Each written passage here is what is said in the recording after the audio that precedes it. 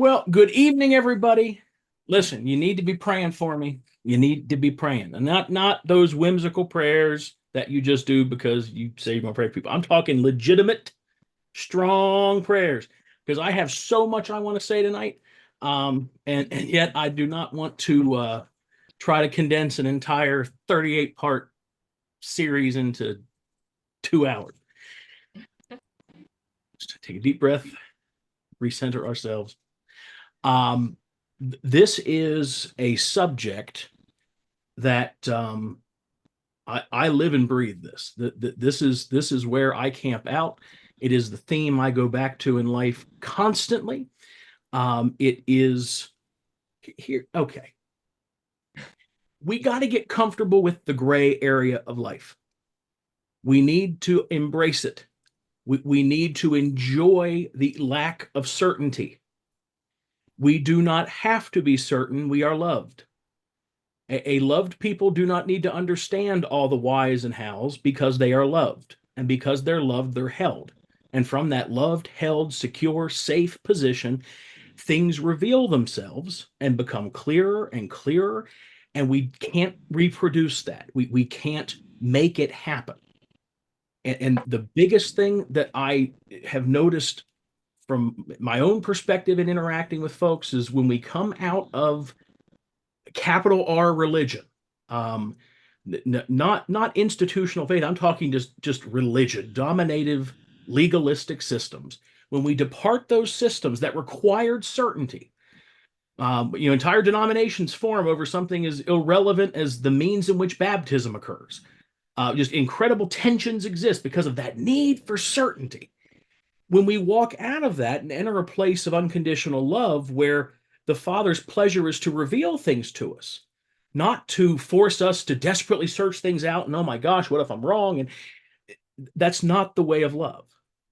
And so when we come out of that quest for certainty and we encounter love, if the mechanism in which we interpreted the world around us was a lens of certainties, we just basically try to swap one set of certainties for another.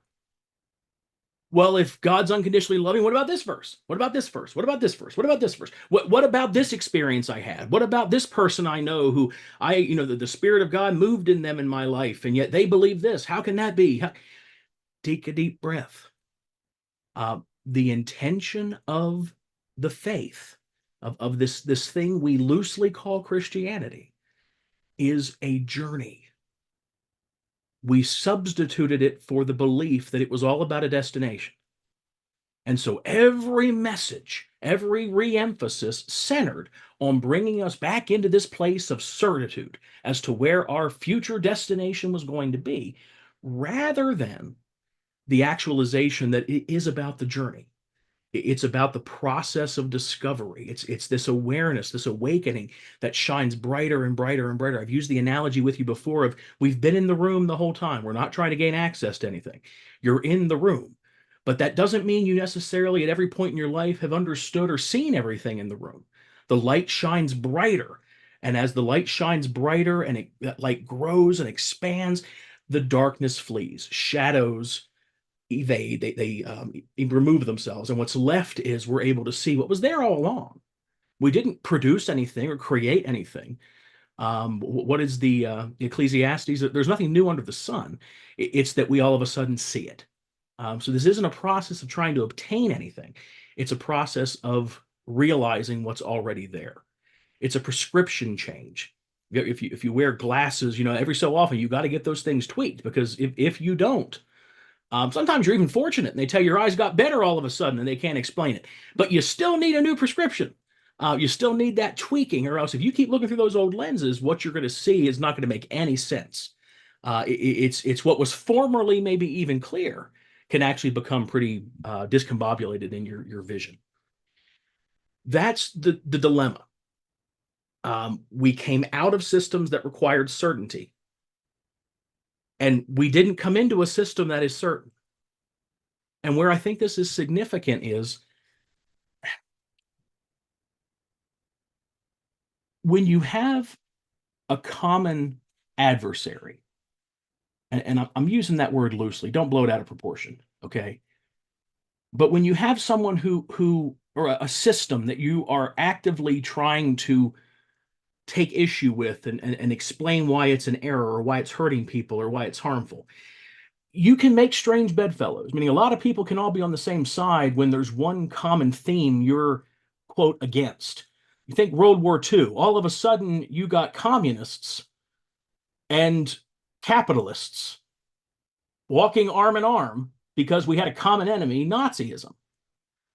All of a sudden the war is over and we realize, okay, now we do not think the same way. What was once an ally becomes a new form of enemy. That's what I'm desirous to prevent.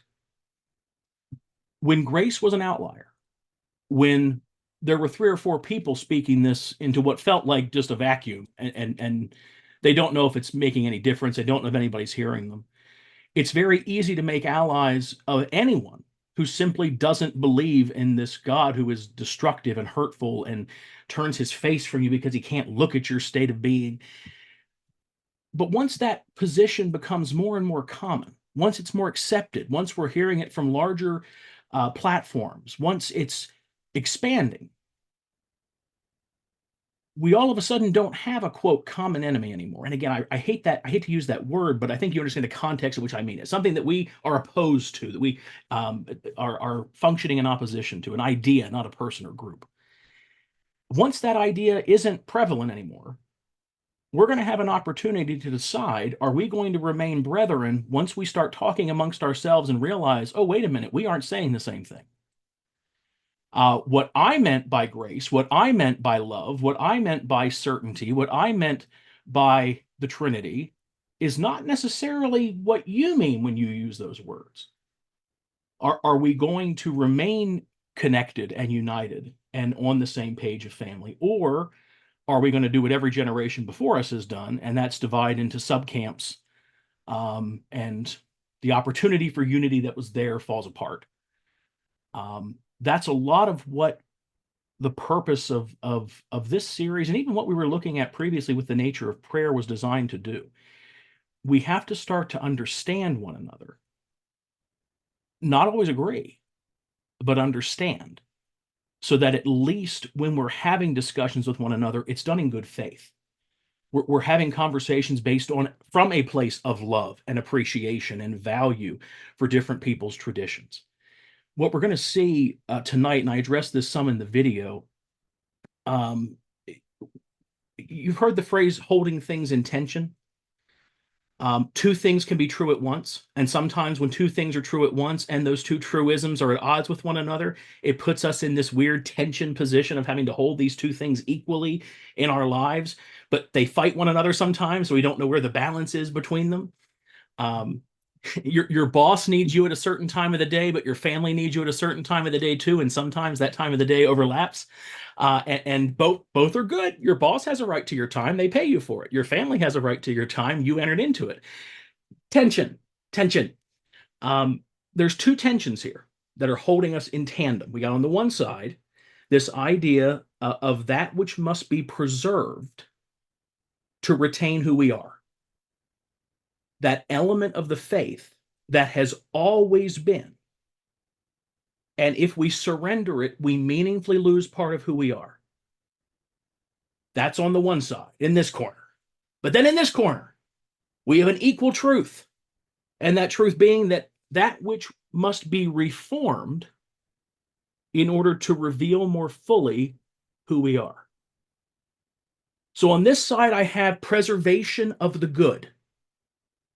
On this side, I have reforming into beauty, into a clearer image of who we've always been.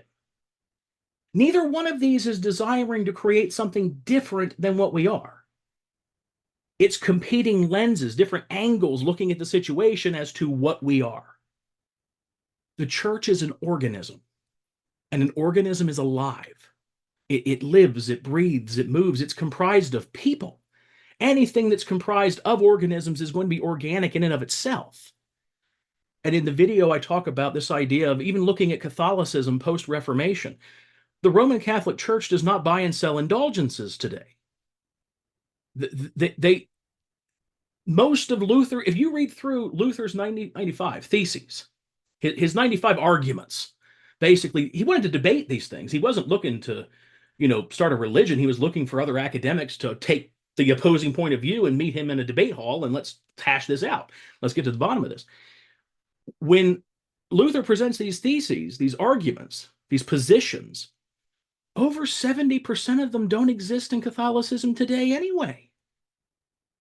Meaning, even though we have this move we call the Reformation, Reformation doesn't exist in a vacuum. The Catholic Church reforms too. So it's unavoidable that an organism changes. The tension is, how should we change? And in the midst of changing, how do we ensure we're holding on to that which is good, that which is pure, that which should be retained? This is particularly challenging for us, and by that I mean Americans, because I think everybody on here tonight is in the U.S. Oh, you're in Canada, Jerry, right? Okay, but I think comparable. It probably is a little bit different, but I think some of this is going to be comparable. I live in a little town in Woodstock, Virginia. I don't know how many people we have, but I think we have more cows and sheep per capita than we do people. I'm positive of that. We have probably within a mile of our house, 2 miles at the most, 11, maybe 12 churches to, quote, choose from. And so we approach faith in this consumer-driven model of, okay, well, let me see what this one believes, what this one believes, what this one thinks. Well, what kind of programs do they have for kids? And what's their emphasis as far as, do they respect the holy time that is fantasy football season? Are we going to be out of there by 1 o'clock? Or am I going to have to look at picking teams that meet later in the day? What's the critical function of how they operate? Do I like the music they play or not? That kind of thought process doesn't exist in most of the world. Most of the world, if you are a Christian, it's because of essentially what is Christianity in the community in which you live. My parents joke about this. I spent the first 5 years of my life living in New Mexico. And in Fort Sumner, New Mexico, which only had like 1,500 people, and yet it was the county seat of Debaca County, New Mexico, you had two choices. You could be Catholic or you could be Protestant. And if you were Protestant, you went to the Episcopal Church. Why? Because that was your only choice. There was no Baptist church. There was no First, Second, Third, or Fourth Baptist Church down the road. No, you went to the Catholic Church or you went to the Episcopal Church. And they phrased it as, so are you Catholic or Protestant? Like when my dad was a school teacher, when you did your orientation and you're meeting the superintendent and everybody, they're asking him, so now would you like to be connected with an area church? And dad's like, yeah, I would. Okay, well, are you Catholic or Protestant? No, my dad's a Methodist. Mom was raised Catholic, but she's kind of Episcopalian in her thinking now. And so they're like, well, what are the choices? And he goes, oh, no. Those were the choices. Catholic or Protestant. Make a choice. So technically, for the first 5 years of my life, I was Episcopalian. Because that's what was there. That's the nature of most of the world. St. Athanasius and well, let's use a better example. Let's use St. Augustine is out in Egypt.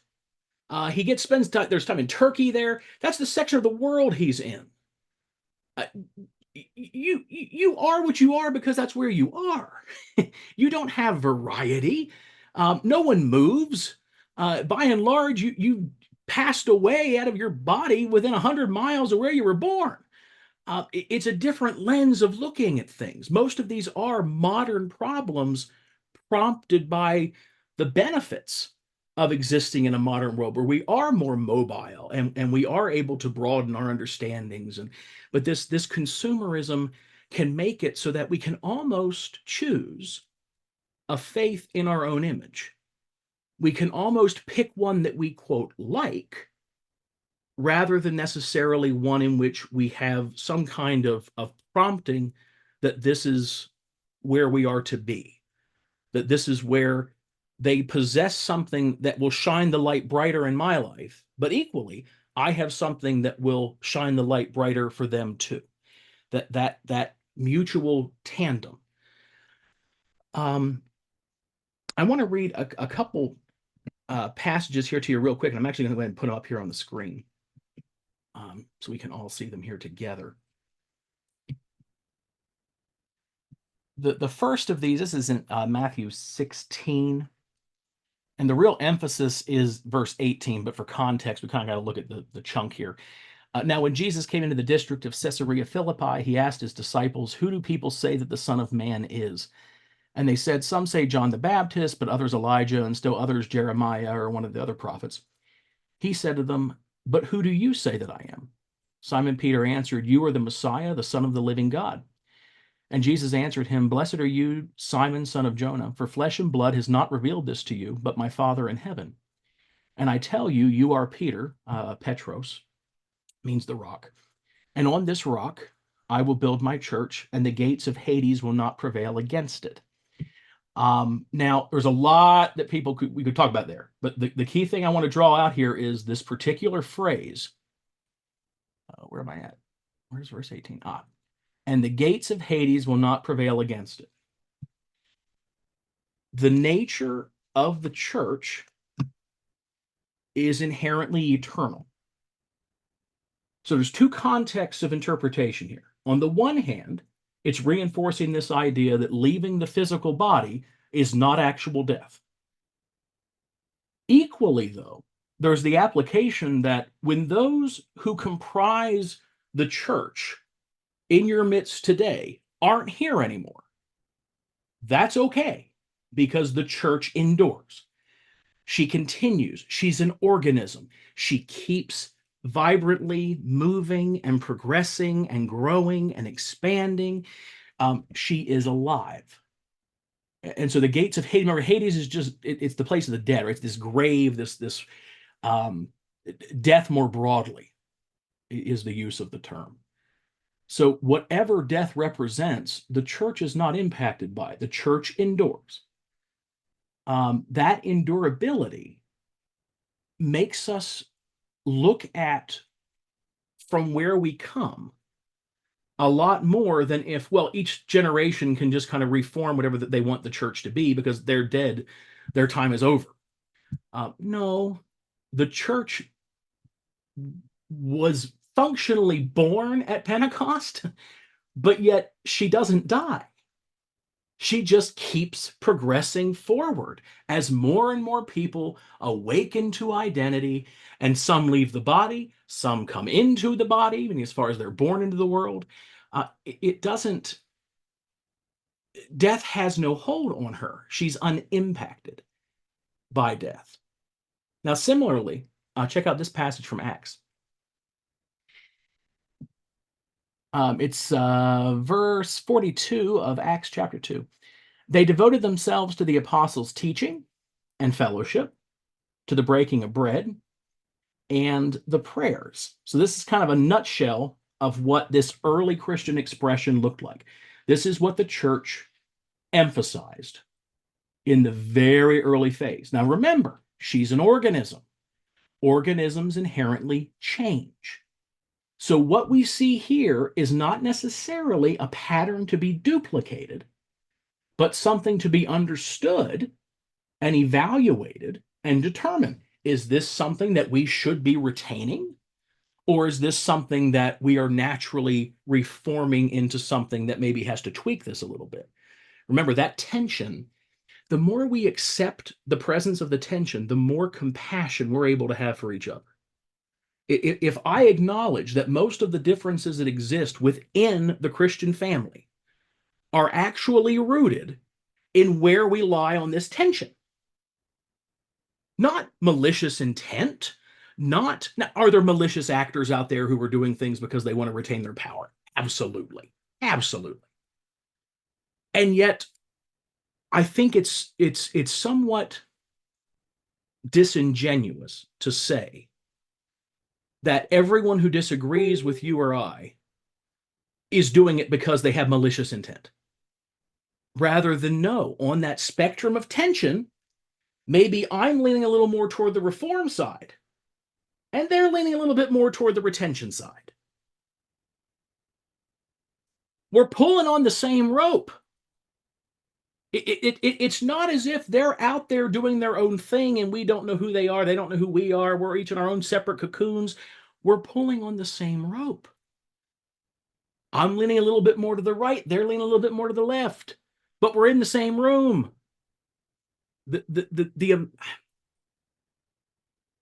There's in theology, this is called process theology.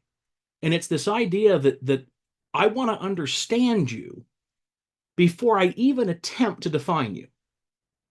Before I even draw an opinion about you, I want to know where you're coming from. I want to know what informs you. I want to know why you do what you do. Let me give you a great quick example. Purgatory. Purgatory is held almost universally within Catholicism. It's held by a good 40% of the Orthodox faith. Why do they hold to this when it's not mentioned in the Bible a single time? Well, which Bible? Because they have a few books we don't, which, depending on your tradition, you call the Deuterocanonical books or the Apocrypha. When our Protestant Bible ends with Malachi, about 400 years go by before we have the gospel account start to tell us a narrative again. Those 400 years, we Protestants just call the silent era.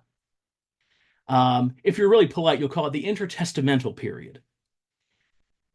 Catholicism and the Orthodox faith says, what do you mean intertestamental?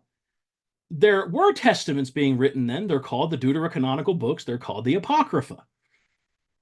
In the Apocrypha, we have first, second, and is there a third Maccabees or just two? I think it's just two.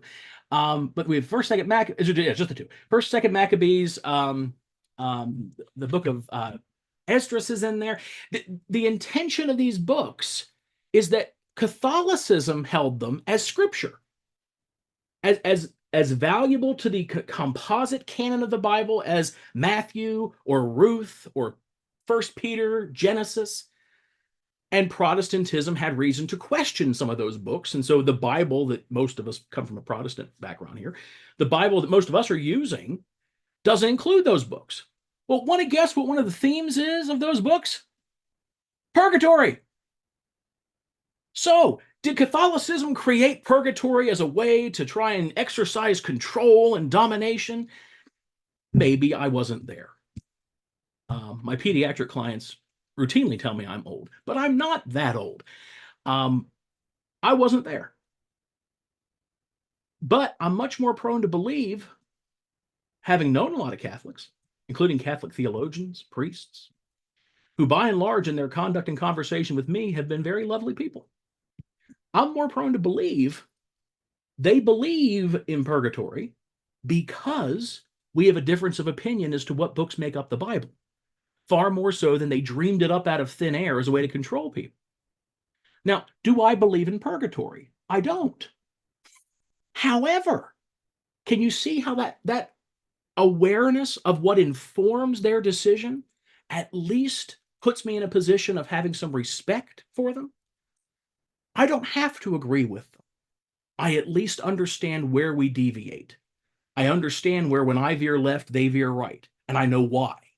It's not just happenstance or some casual thing that occurs because of a disagreement. No, it was a formulated point of view where we both look at these texts. I don't believe they should be within the scripture. They believe they should, and we each behave and act accordingly. When we look at the nature of how the church evolves, we're going to encounter different moves. We're going to encounter a large span of expression of what people's impressions are of what the faith should look like. And rather than evaluate each and every one of those as, is this good? Is it bad? Do I agree with this? Do I not agree with this? The starting point of the discussion is an acknowledgement that they are navigating the very same thing you and I are called to navigate each and every day. How do we hold in tension what came before us and what we believe is to be produced from us, our generation's contribution to the fabric of the faith?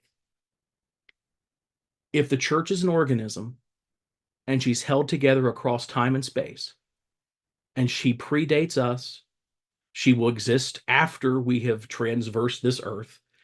If she's eternal, our contribution will not be the end of the story. What we're able to produce in this season is going to be taken by others, and it's going to be picked apart. The valuable, hopefully, will be retained, and the places in which we maybe still were a little too tightly wound will be reformed and adjusted off. And so, particularly, I think about the way in which we worship. I use the example in the video um, of actual musical worship styles in church services. Now, first off, every piece of music you've ever heard in a church, and I don't care how classic the church you were in was at one time popular music. Do you know that when a Tchaikovsky ballet was released, it caused a riot in Paris? A ballet, the look, I did not see enough incredulousness. I need to say it again. A ballet prompted a 4-day riot in Paris in the 18th century because it was just too revolutionary.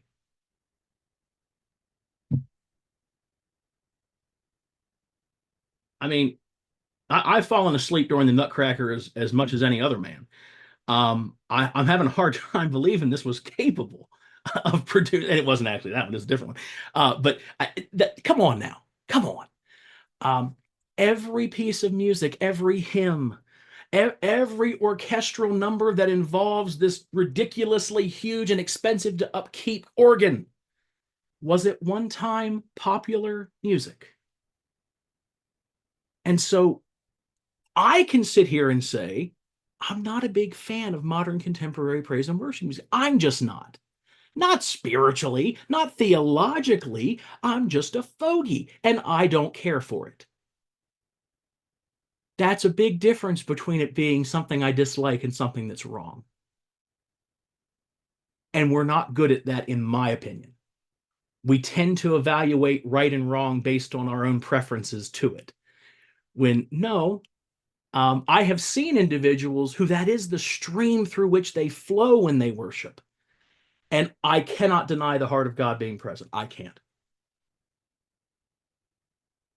I'd have to fake it to make it look as meaningful as it's impacting them. And that's okay too.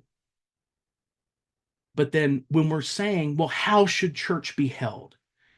When should it meet? How often should it meet? Should it follow a very formalized liturgy? Should it have no liturgy? Should it? Yes and no.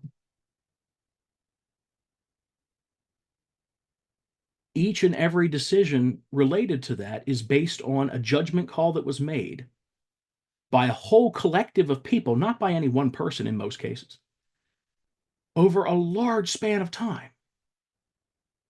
I mentioned in the video the Apostles' Creed was compiled. It pre-existed its date, but it gets put together. And then they say, let's come back in 50 years and make sure we still feel good about this. We complain if our DoorDash order is 10 minutes late. And they're taking 50 years to decide if they really want to stand by this statement of faith, or if we need to. Is it enduring? Is it true right now? Or is this something that's going to hold us together long term? Now, this is a generation where your lifespan is 30. A lot of people died in that 50 years who were part of those initial discussions. And that was on purpose. Not that they died, but that knowing 50 years later, it's going to be a whole different team of people. And if they still retain this, it wasn't just something our generation threw together. It's something that's enduring. It's something that's valuable and meaningful. We are completely free to change anything. I'm pausing for effect. We can change anything we want. But in the words of a theologian, I can never quite remember who it is. I actually have credited it to 5 different people. I don't remember who it is. So I'm just not going to claim I remember who it is. But he makes the phrase that if you're going to change something the church has always done, you better have a damn good reason. His quote, not mine. I didn't swear. It's a quotation. It's a quotation. I'm an academic. I have to stick to quotation. I can't just paraphrase people. But think on that for a sec. If 2,000 years of people have done it this way, if we believe they're mistaken, we better be really sure, because we are tampering with something that for 2,000 years, people just as smart, let's get past the bias. They weren't ignorant, yokels who didn't know how to read. They were just as smart as us, just as capable as us. And for 2,000 years, they thought this was perfectly acceptable. Now, they could be wrong. But if we're going to go a different direction, we have to be pretty darn sure before we just randomly decide we're going to create something new.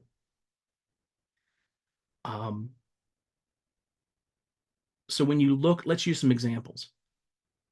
When you look, and I'm going to ask for a little audience participation here, but only if you're comfortable. If you grew up or had any length of time in your faith journey Catholic, can you just kind of wave at me? Okay, Amanda was really Catholic. She was like double Catholic. How about Episcopal, Anglican, Church of England, any of those varieties? Methodist, Lutheran, Baptist, non-denominational to the point of your statement of faith begins with, we are not part of any large group. Okay. Bill, yeah.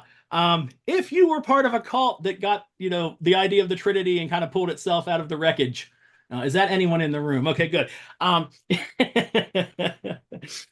included. We got you, brother. We got you. Each of us come from these different streams. And so when you sit, if you've been to a wedding in a Catholic church, if you've been there, I mean, the only time I've ever been in a Catholic church for an actual service was when some fellow Boy Scouts were getting their, like, this badge you get for being part of a faith community or something.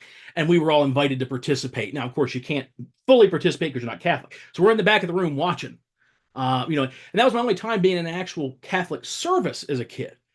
And it was so different from what I understood. It wasn't at all like the Methodist faith I was raised in. It was, I thought we were kind of stuffy, but this was really rigid and really structured.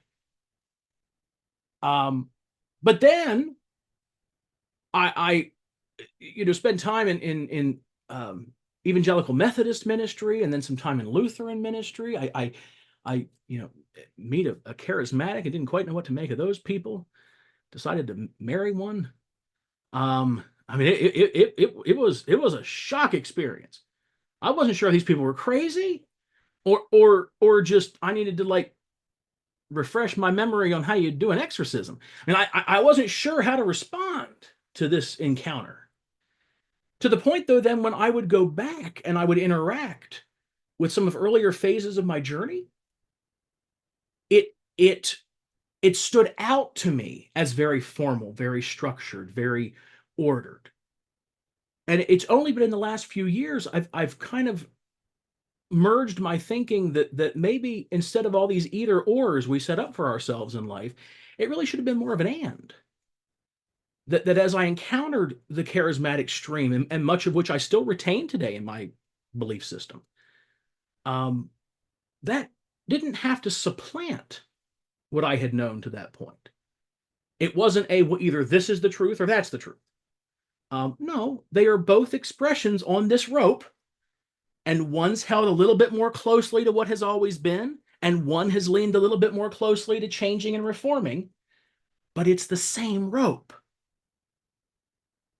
There were really good dialogues that T.F. Torrance has with the Orthodox Church. Now, Torrance was ordained in the Church of Scotland, which is, they're Calvinist. Well, they're Calvinist Reformed, but don't think Baptist. Think much more akin to, like, Presbyterians.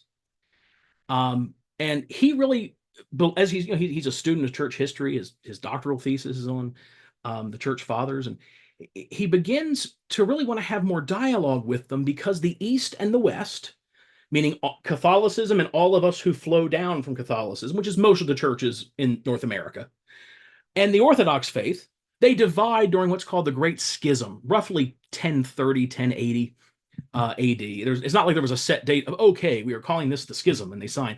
No, it's a period of time. And they really don't converse much after that. They kind of morph their own ends, and they're almost two separate faiths that don't really interact. That bothered Torrance. It bothered him that as he's learning all of these things about concepts of the Trinity that we've lost in the West, well, the East is still talking about these. They didn't lose these. And so I need to spend some time getting to know them. But yet I don't want to lose who I am. I don't want to lose. I mean, he was born into the Church of Scotland. He served in the Church of Scotland. He was a kid of missionaries in the Church of Scotland. He loved the Church of Scotland. But yet there's something they have that will inform my journey. And the dialogue he develops with them is so close that he is one of the only non-Orthodox priests who was permitted to conduct the Eucharist. Now, to you or I, where it's not that big of a deal who structurally conducts the communion service, whether it's a quote minister or a lay person, it doesn't matter to us. To the Orthodox, that is a big deal. It is a very high bar as to who is allowed to do that. And so to determine that this person is someone who you believe their heart to be so genuine and legitimate that you entrust them with this specific capability, this specific honor, that is something significant.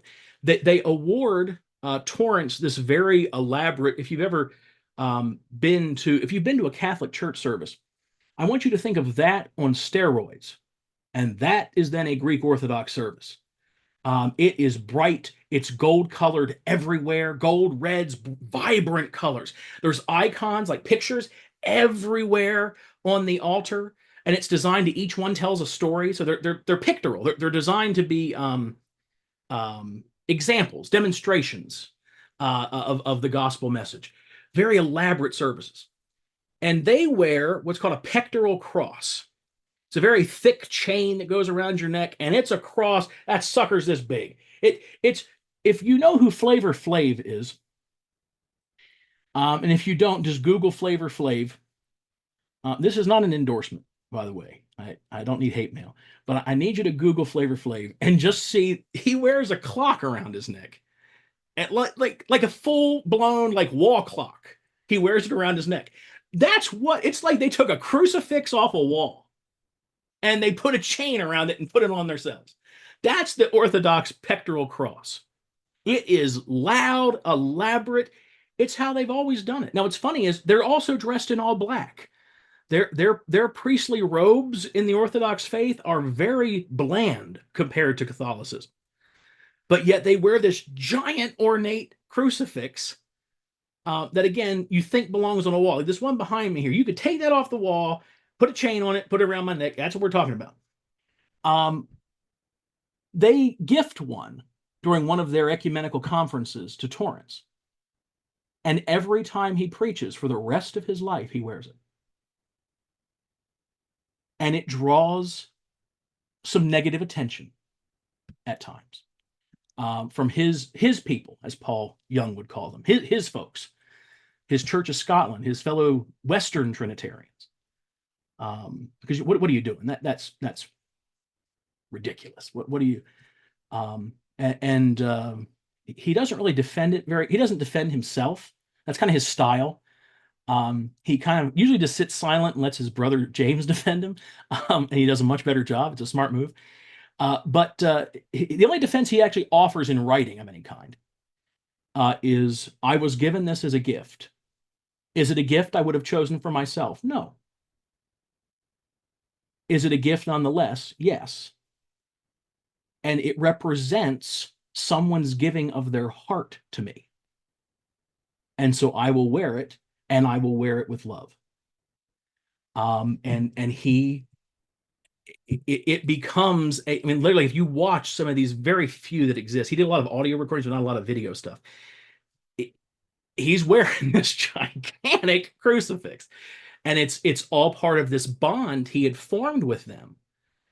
And there's a couple different works that were written by some folks in the last 15 years looking at that as a prototype of what church unity, not in doctrine, but in love, could look like.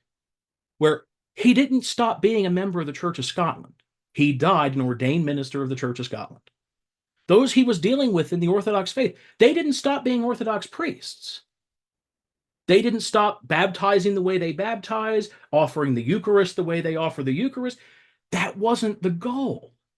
The goal wasn't to convince people that my way is better than your way, so conform. The goal was we hold something in common. That if we can focus on that common link, that silver thread of redemption that we each carry, we can look, what does Scripture say? Love covers a multitude of sins. The translation covering there is not particularly great. It means to be fully aware of and choose to not let it impact you. So it's not like you see this person, because churches have gotten in trouble doing this. I've been an advisor to church scandals in the past, and I've heard a lot of people excuse things that should have been reported to law enforcement immediately and excuse them as, well, love covers a multitude of sins. The nature of love's covering is to preserve and protect amidst exposure. It does not keep one from consequence of actions. It holds and loves and secures amidst the consequence. To whatever degree love covers us, it's holding us, securing us, bolstering us while we face whatever, by the nature of our actions, needs to be faced. That's why we study church history. That's the point of all of this, is that we are one family who let a lot of squabbles and one example I use with this, when my maternal grandmother was still alive, she was the consummate matriarch, but in the sense of love. She was I never heard her speak ill of anybody her entire, well, my entire life. She predates me a bit. But I never once heard her speak ill of anyone, including people who really had it coming. Like my aunt's first husband, who, cheated on her habitually. I never even heard her say anything negative about him. She was kind and compassionate and would do anything for anyone. And during her lifetime, the family was strong. When Pop, her husband, passed away, the family was okay. We survived because my mom was there. My mom was strong. My mom saw everything was going to be okay.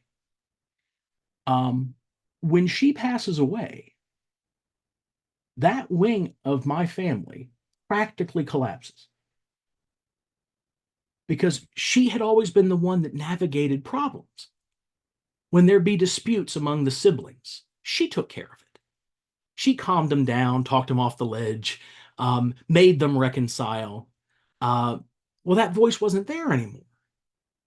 And basically, they didn't know how to have these conversations. They didn't know how to process hurts and offenses. And for several years, only certain sections of the family are talking with one another. And there was occasional people who were kind of like who tried to stay out of everything. And so, they're not getting involved in the drama. So they're going to go to your Christmas party on this day, and then they'll be at your Christmas party on this day, because you can't all hold it together anymore because everybody's mad at everybody. That is the church. Somewhere along the way, every group that exists formed because they got mad. They form something new because, and this is unpopular, and I'm only 90% sure I even believe this fully myself, so take this with a grain of salt. They form something new because the amount of humility it would take to correct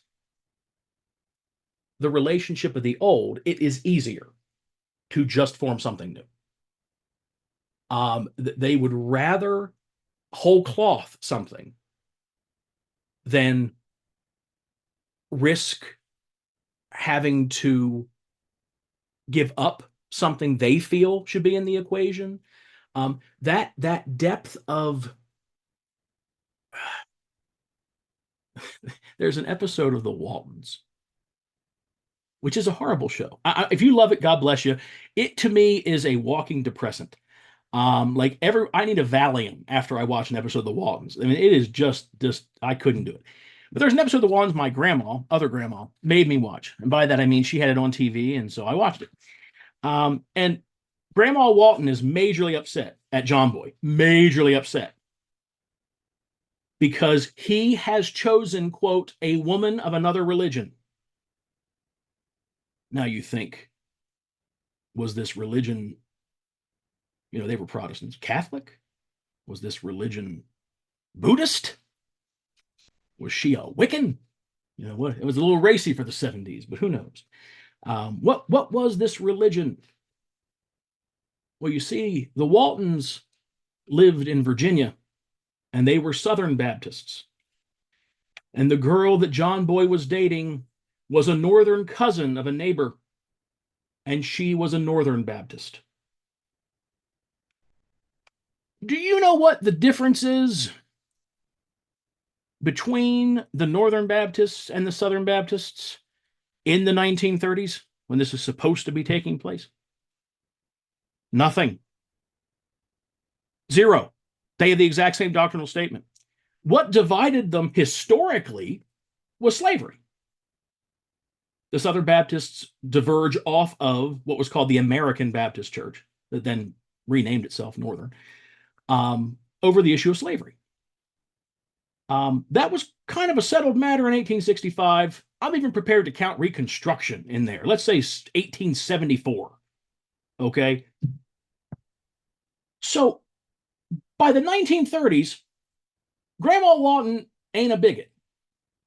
The Southern Baptist Church she's attending there outside of Charlottesville, Virginia, is not overtly racist. And yet, she still considers disowning John Boy because he dared to date a woman of another religion, a Northern Baptist. That's the depth of stupidity I'm talking about here. Okay, the foolishness, stupidity's too. That's not kind. The foolishness of we are one family of faith. If doctrinal agreement is essential to be included within the family, then we got a big problem on our hands. Because I don't know about you, I don't think the same way about things today I did last year, or 5 years ago, or 10 years ago. When when I was ordained, there were elements in my vows that I don't agree with today. Like literally, they were vows that were taken. And in my tradition, you're not just ordained like, where they give you a license and it's good for 5 years and you got to renew it or something. It's called holy orders. You were entering functionally, they didn't use the word priesthood, but that's the context. You are taking on something that is now who you are for the rest of your life. And I don't hold to those ideas necessarily anymore. So if I'm constantly changing, if the light shines brighter and brighter in my life and things that were in the shadows or were unclear are now brighter and clearer, I have to equally acknowledge there's probably some things in the room I currently can't see. And so if doctrinal assurity is what makes me part of the church, there ain't nobody in it. But if familial identity is what makes me part of the church, then I also can't exclude people who hold doctrinal positions different than mine today. In those high church settings, there's a term called apostolic succession. That's a big deal. And it's this idea that you have to be able to trace your spiritual heritage, your line of ordination, your line of influence, all the way back to St. Peter. Because if he was the rock, and their interpretation is that means he was who the church was built on. Each and every one of us heard this gospel from somebody who heard it from somebody who, if we all get traced back to Noah and his ilk, and if we don't take the allegory too far, to Adam and Eve, certainly we all trace back to St. Peter at some point in this story too. Not to mention, I don't know what the heck we do with all those Greeks who came to faith through Paul who did not come to faith through Peter. That creates a problem. Because in all likelihood, unless you are a Jew, I mean racially, that's your heritage, you did not come to the Christian faith through St. Peter either. You came through Paul. And let's not forget Apollos, who's out there doing his watering. Hold on. Who planted and who watered? One of them, Paul watered, and I planted. But yeah, one plants, one waters. But Apollos is out there doing his thing. Paul's out there doing his thing. And what does Paul tell us? He's doing what he's supposed to be doing. I'm doing what I'm supposed to be doing. We're doing the same thing. Paul's objection was, you got people out here saying, well, I'm for Apollos. Well, I'm with Paul. And Paul's basic response is, no one asked you to do that. Paul's not out there insisting that you align with him and refer to yourself as his disciple. This whole thing is supposed to be about Jesus Christ. And so we study history, and specifically for our purposes, church history. Yes, because we don't want to repeat the mistakes of the past. Yes, because it's valuable to know where we come from, because we did not create the Christian faith in our image, just on a whim, but because we are tethered and influenced and connected to something that predates us. But we primarily study it because it is our story. You are incapable of understanding why we do what we do without understanding what came before you.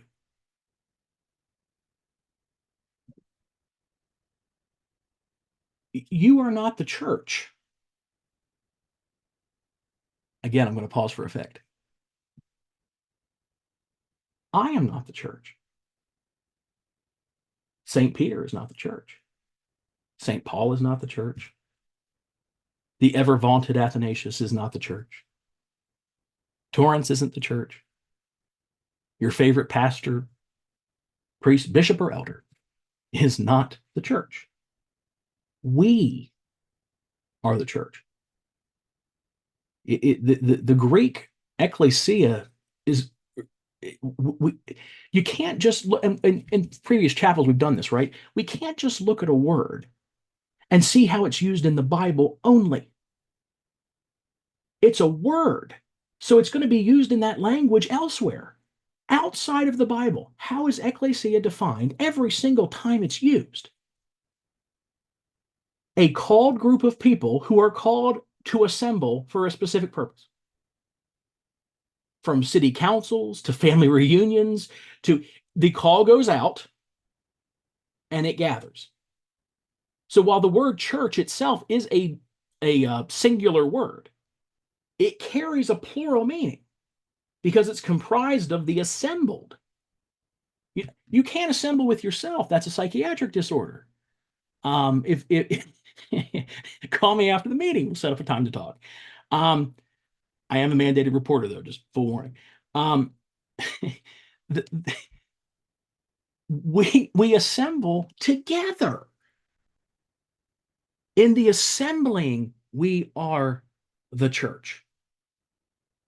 And the safeguard on that is no one person holds that influence, even in high systems like Catholicism with the papacy. Did you know the Pope can be overruled? A 4/5 vote of the College of Cardinals can overrule any act of a pontiff. 4/5. Do you know how that came about? Because the Cardinals, post Reformation, started to really think, it probably isn't good that we put such exclusive power in one person's hands.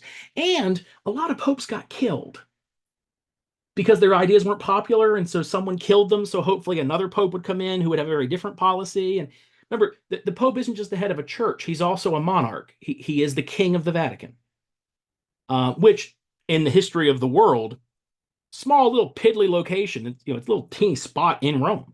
And yet it has no standing military. It has the Swiss Guard, but I mean, have you seen what they wear? You can't defend anybody wearing that. How does the Pope survive? By alliances and ecclesiastical power. It's a powerful thing to tell people they're damned, or they're forgiven if they do what you tell them to do. The cardinals realize that's not a good thing. We aren't supposed to be a natural power. We're supposed to arbitrate disputes as the emissaries of God in the world, not be part of the political persuasions and ebbs and flows of society. So how do we keep what has always been of the Pope, that he is the quote vicar of Christ? He is the apostolic line back to St. Peter, which again means a lot to them. It's very important to them. How do we hold that? But reform in that we realize the history of our faith is this gets us in a lot more trouble than not. And maybe if we didn't let them have so much solitary power, they wouldn't get killed so often. Maybe we'd have a pope that, lives to be 40, things like that, maybe if we reformed our power system, we could actually produce a healthier church.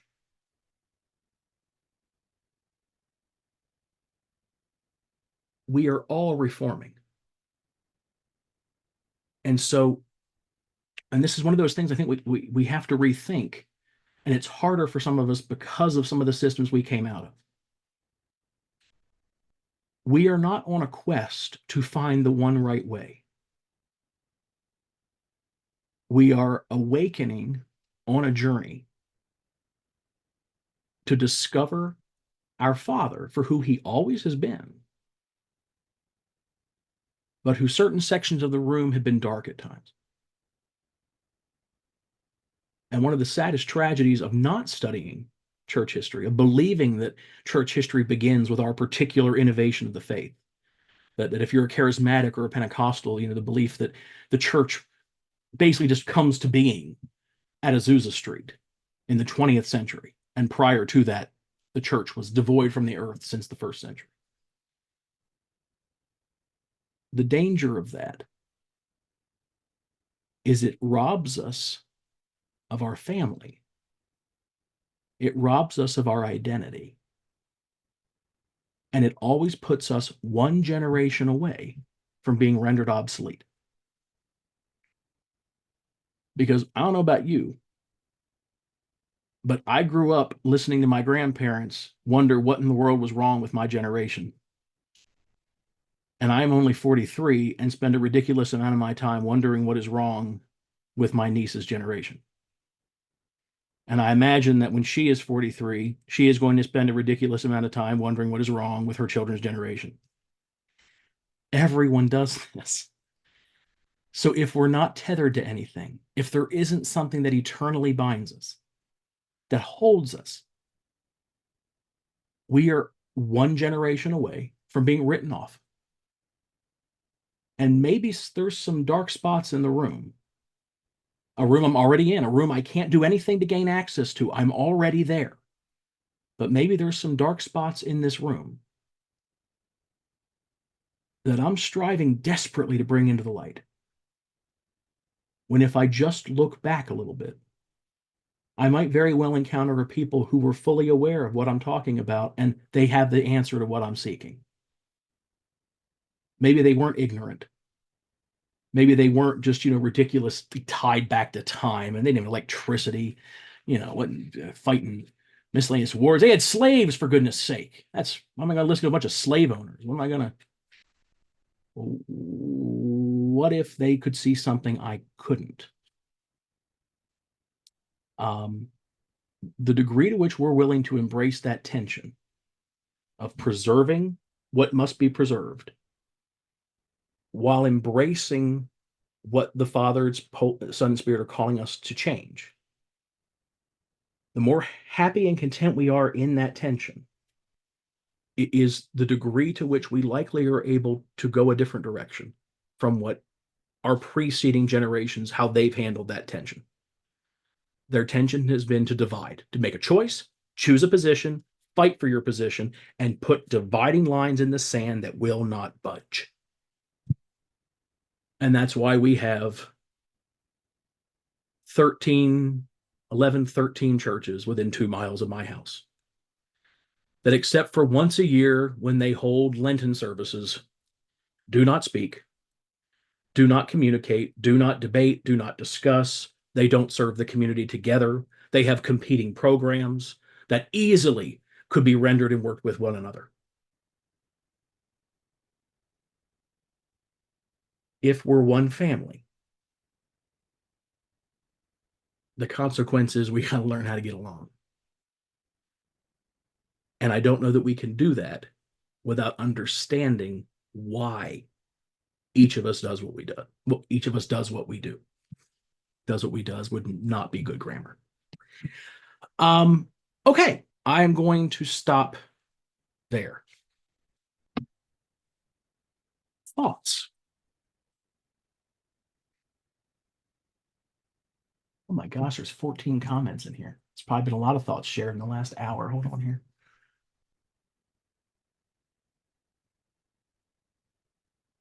Thank you, Joel. Paul planted the seed, Apollos watered.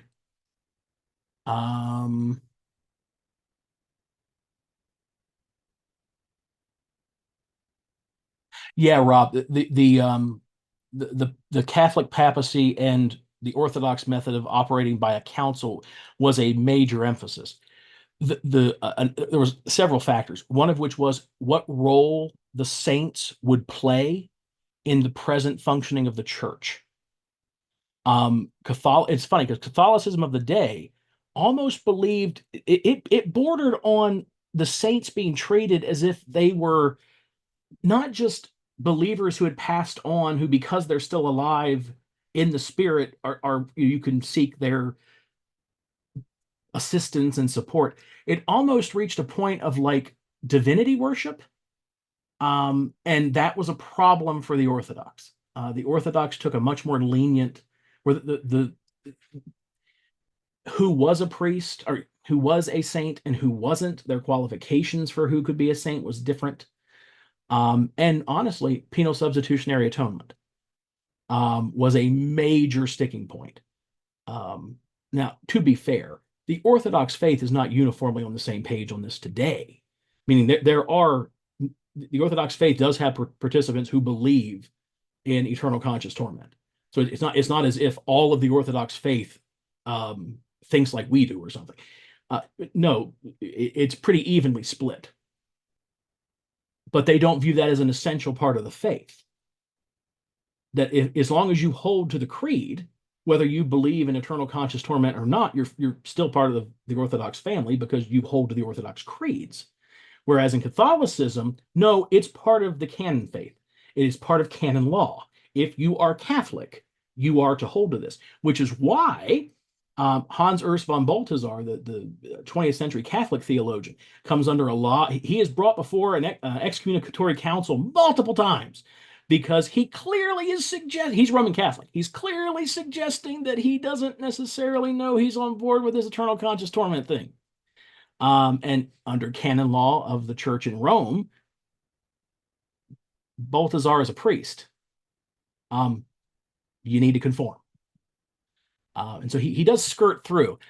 He writes a book called Dare We Believe That All Shall Be Saved? And so he claims, I was making an argument for debate. I didn't take a position. I'm an academic. You can't, punish me for presenting an idea. I never actually took a position. It's the Rob Bell argument. I didn't actually say that people don't burn in hell. I just said, what if not? I asked a question. Joel, I think yours was the first hand I saw. This is really good, Dr. Matt. I'm really enjoying this, feeling the Father's pleasure on it too. Something you said in your video, that 28-minute video that I think most of us watched, is there was a couple of lines that you said that really stood out. One is the measure with which we mete out is the measure with which we are held, and I sure hope posterity is kind to me. I thought that was very profound. Another one is history is meant to be understood, not necessarily replicated. And I had to do a 180. I had to like rewind it and listen to you tell me that like 5 times. I'm like, well, this is pretty shocking, but yet it's the truth, right? So it was within context of what we're church history and all the things of how we've gotten to the journey in the point where we're currently at. It sort of hits home even within the last week or two, because I've mentioned it before. I have 3 daughters, 20, 16, and 12. And so my life is never boring. Let's just put it that way. But within context of that, the younger two have been probably for about 4 to 5 months been attending this youth group close to us, and it is very heavily Assemblies of God, which I was raised in. So when that opportunity came for them to start, attending it, I had some things go up really quick because I know what their doctrine is. And I'm like, "Mm." So I didn't, I just sort of gave them some, maybe you're going to probably be hearing this type of a message. So my 16-year-old comes home. They're like, oh, Dad, we have some study questions. And I'm like, oh, wonderful. She's like, can we go over them? Because it's sort of like homework. I'm like, well, I guess so we're sitting at the dining room table, 9 o'clock at night. And one of the questions on the study is the youth pastor is asking these kids, how can we understand both God's wrath and his love? How does this understanding help our faith? So I have my 16-year-old saying, Dad, when I saw that, I knew it was automatic. They believe in the separation message, because I usually have these conversations with my daughters. And she's like, oh, this is what my dad's talking about. And so she sits me down, my 16-year-old, and she says, I might not understand all of it, but I know that Papa loves me and that he would never be wrathful or vengeful to anyone, And so she's like, why did they take this stance? And so I said, well, I'm not a know-it-all, but I know a lot. And so we started to have this conversation about, I says, well, it's probably their seminary or their Bible college training. That's based off what the denomination believes. That's carried out through generations of traditions and how hermeneutically they interpret the scripture. So we're having this conversation, right? And she's like, yeah, I believe that, there's no separation. This is when my 12-year-old daughter walks in. She's like, hey, Dad, I'm on this online game right now. And this guy, I was told him like, hell doesn't exist. And I said, oh, playing this, it's called Roblox. And I guess my 12-year-old, I would come to find, has been not debating, but sort of like taking this stance and sharing Jesus with people and the good news in these games. What made her do that? I don't know. And so she's going, I don't believe there's a hell, but I believe there's a person that's saying that I'm wrong and all this stuff. And I said, well, why do you take issue to even do that? She's like, we have to give them the good news. She's like, it's a good news for the reason, right, Dad? I said, absolutely. So now it's interesting because we homeschool California. Well, anyway, that's a whole other thing, but we homeschool, and we are having these conversations very loosely. We're talking about patristics. We're talking about eternal conscious torment, etc., because the appetite for wanting the truth that not only sets free but broadens their horizon to what has already been is present, and connecting and being present with that in the moment. And then I was even telling them today, I said, yeah, I might even sort of use that as an example, because what has so falsely of the perceptions that have been, perpetuated down through the generations, can really, I think we all have, whether it's for anybody on any circle, I think our constructs help develop the filters of which we choose to see things through or not see things through, or have rose-colored glasses, or looking through Coke bottom glasses, or whatever this might be. So, and I'll offer this last piece. This coming this coming weekend, we are going to have a conference with Baxter Kruger and Paul Young, literally 10 minutes from my house.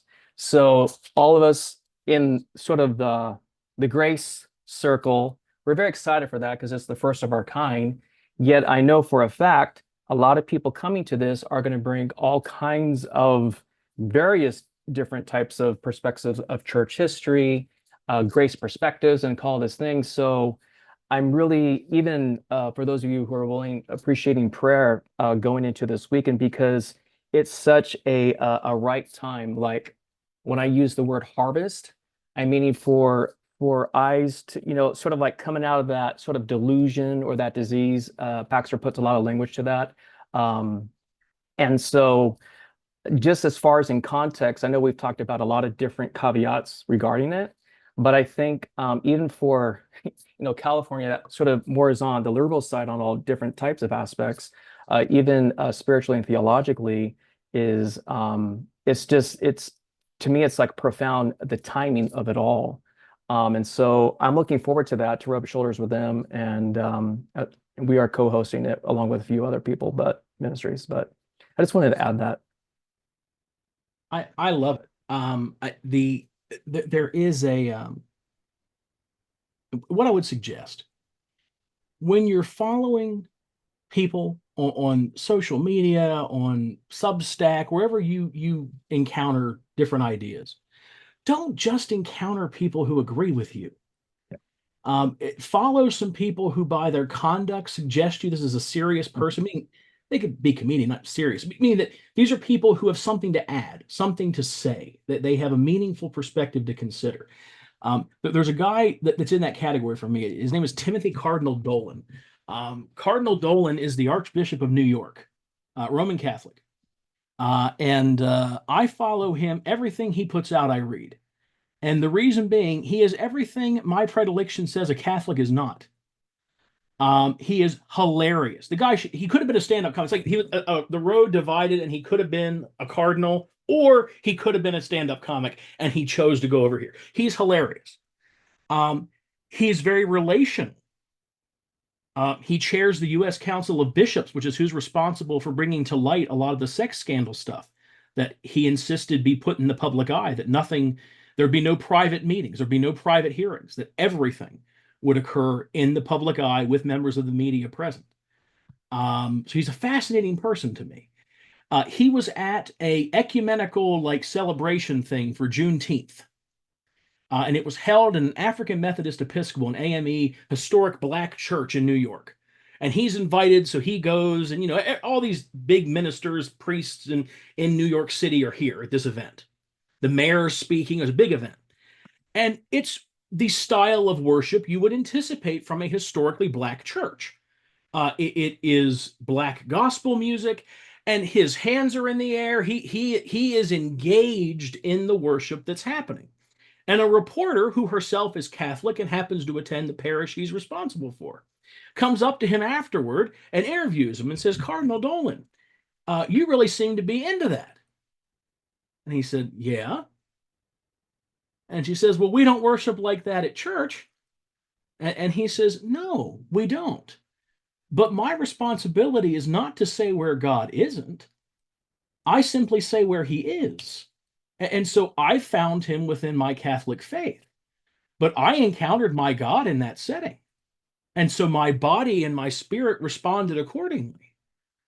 Just because I believe he's found in the Vatican and he's found in the confessional and he's found doesn't mean I don't believe he's anywhere else."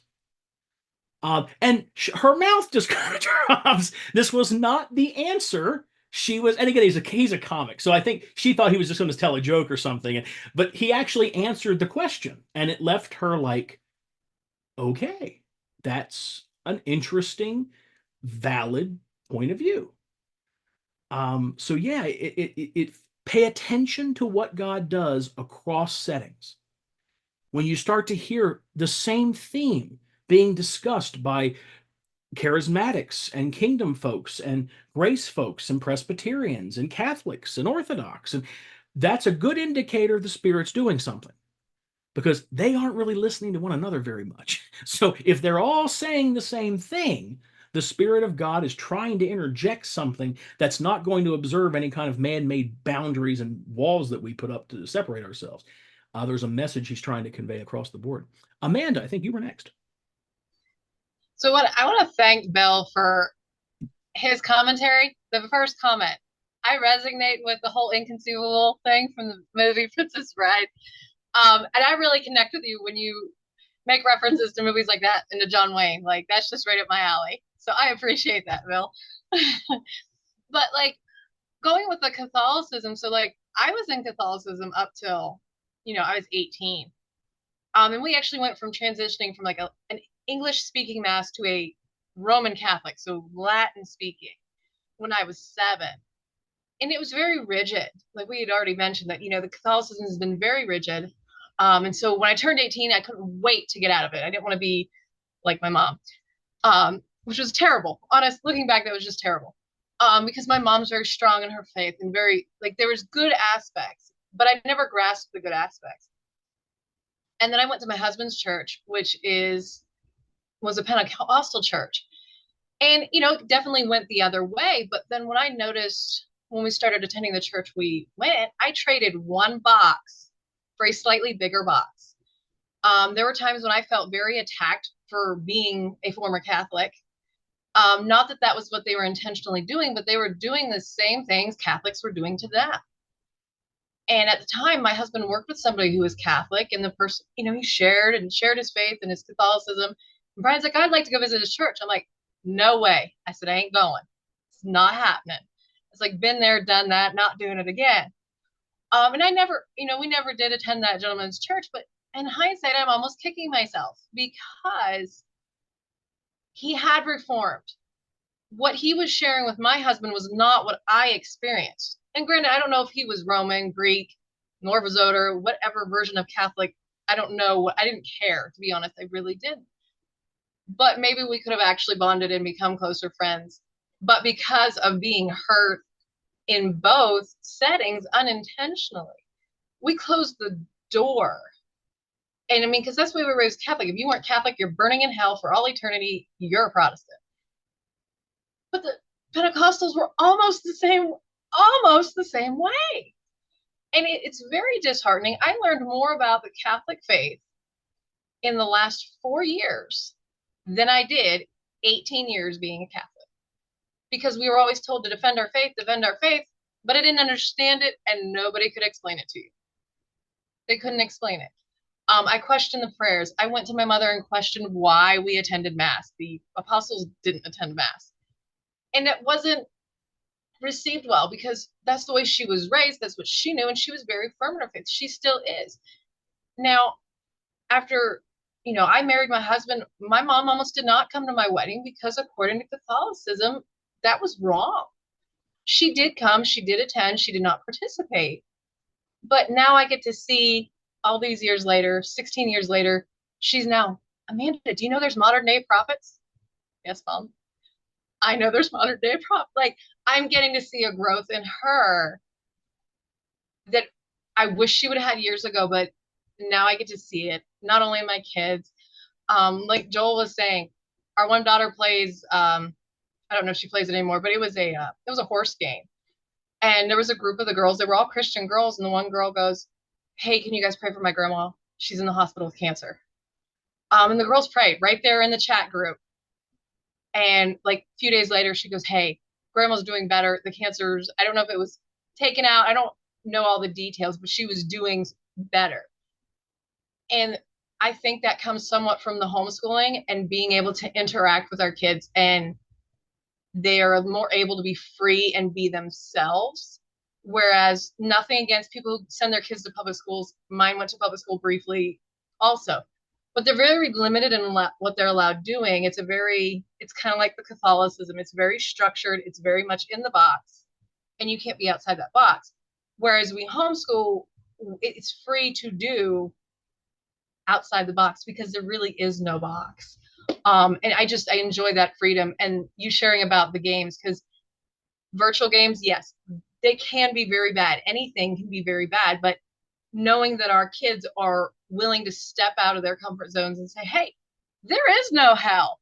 Or, hey, yes, I will gladly pray for your grandma and believe for complete healing. Those are the power kids that we are raising for the next generation. And we get to see our kids do that. So just imagine what our grandkids are going to be. I find it completely amazing because we're getting to see the reformation of all these years of the in the box, and we're getting to experience outside the box now. The divisions that arise among the churches is almost a response to us getting very comfortable as a culture, as a society. You don't find a whole lot of animosity between the different denominational groups in Muslim controlled countries. Meaning you don't have a whole lot of Baptists actively at war with the Presbyterians in Iraq. Because you can't afford that foolishness, because you have someone who would gladly see you wiped off the planet, and they actually control your country. So you're John McCain, former U.S. senator since deceased. John McCain told a story when he was in he was a prisoner of war for years, and I guess it was in Vietnam. And he tells a story of a Catholic priest and a Baptist deacon who were friends of his colleagues in this prison camp. And the two of them really supported one another in a way that would never have happened outside of a prison camp, outside of that setting, outside of an environment where you are fighting for your life. You don't know if your body is going to give out tomorrow because they've not fed you in a month. That you are bolstering one another's faith. When one of you is weak, the other steps up and upholds him, and vice versa. And it stood out to John McCain that these two guys would never even have a conversation about spiritual matters back home. But here, where there ain't anywhere to go, there's no one else to talk to, there's no one else to pull in, there's no people like you. So you have to settle for who is the most like you of the people that are here. And these if I remember the story right, one of them dies in the prison camp and doesn't make it out, and the other one goes on and really emphasizes the rest of his life what that person meant to him, and that had it not been for this, he didn't know how he would have survived the camp. He doesn't know how he would have been able to put up with that horrific ordeal had it not been for and if I remember right, the priest is who passes away, and the deacon, the Baptist deacon, survives. But irregardless, baptism, and then I'll go to Nissa. Baptism is a good example of what we're talking about. About half the church baptizes children, and by that I mean infants shortly after birth. About half baptize adults. I've read the arguments for both. I currently have no position. I am living in the gray, people. I have no position on the matter. I don't know how I feel about it, because I actually took some time. See, I started out Methodist. We baptized infants. I was baptized as an infant. And so I was trained. I went to Methodist seminaries. I was trained theologically for why we do that and why the other people are wrong. But then I mentioned I marry a charismatic, and they had a very different position on these things. And so I was exposed to that line of thinking. And you know what? They got a good point. Because it does seem to say, believe and be baptized. So that does, okay, I get this argument. And I kind of conformed it as my own. And now I've kind of gone back and I've read some of the stuff that is more in line with where I started my journey. And I've read newer things written that I hadn't read at that point in time. You know, if we're saying that this is something we are, that we've already been included, what role does belief actually play in the process of when one is ready for baptism? And then I go back the other way again. And I say, but now wait a minute. Because at some point we have to hold responsibility and identify with something. While we may all be the family of God, that does not necessarily mean that we all identify as within the church. That's a separate, there seems to be a response element that's required to be part of the church. So then I go back, here's the thing. I'm fighting over a largely irrelevant subject, because if you were in the Catholic Church, Episcopal Church, Methodist Church, Presbyterian Church, where children are baptized, babies are baptized, you were kind of part of the church, but you had to go through confirmation. When you hit the age of accountability, whatever the heck that means, because nobody agrees, when you decided that, you know what, this is my faith. I am going, this isn't just my parents' faith anymore. This is now my faith. You had to go through confirmation classes where they teach you the creeds of the church, and they teach you the basic essentials of the canon, and you learn about how your church came about. And then you're a full member of the Christian faith. You're a full member of the church. But if you came from a tradition that only baptizes a believer's baptism, meaning you're baptized once you confess the name of Jesus for yourself, you likely were dedicated as a child. And we look at Old Testament examples, and we look at Jesus was brought for dedication. What happens at a dedication service if you've ever been to one? Well, at that dedication service, someone stands forward and says, I promise to raise this child in keeping with the tenets of the Christian faith. You may have had people in the congregation asked by the pastor, and will you all support this family in the way they're going to upbring this child? Is that something you're prepared to do? Do you know what? That's almost verbatim out of the Book of Common Prayer's baptism service for infants. Almost word for word. So what are we really doing? We're arguing over word usage. Whether you baptize and confirm, whether you dedicate and baptize.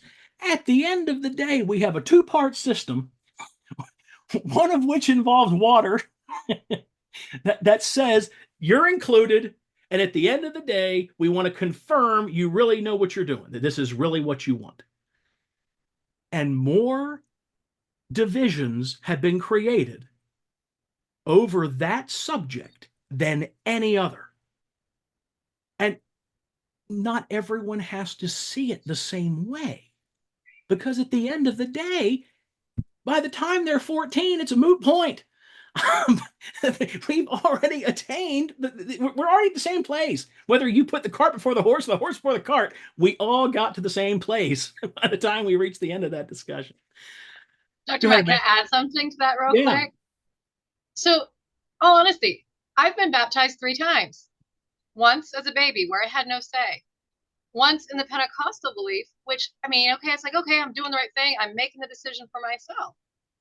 But then, once again, we were having baptisms at our present church, and the Lord's like, it's okay to get baptized again. There are some cultures where they change their names as they get older. As they hit certain ages, they change their names.